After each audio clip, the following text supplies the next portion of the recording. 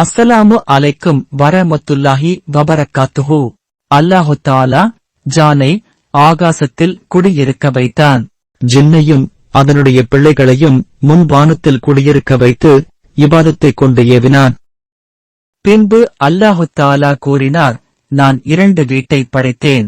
ஒன்று என்னுடைய ரஹமத்தில் நின்றும் படைத்தேன், மற்றொன்று என்னுடைய கோபத்தில் நின்றும் படைத்தேன்.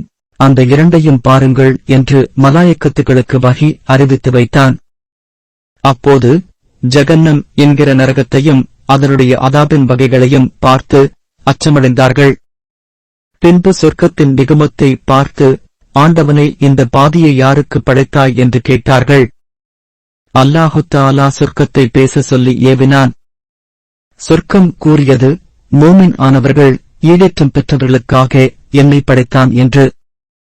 பின்பு அல்லாஹு தஆலா கூறினார், என்னுடைய கையைக் கொண்டு படைத்து என்னுடைய ரூஹில் நின்றும் ஓதி என்னுடைய மலாய்கத்துக்களை சுஜூது செய்யச் சொல்லி என்னுடைய படைப்புகளின் பெயரில் சிறப்பாக்கி வைத்தேன் அல்லவா, அவர்களில் நின்றும் எனக்கு வழிபட்டவர்களுக்கு இந்த சொர்க்கத்தை படைத்தேன் என்று கூறினார்.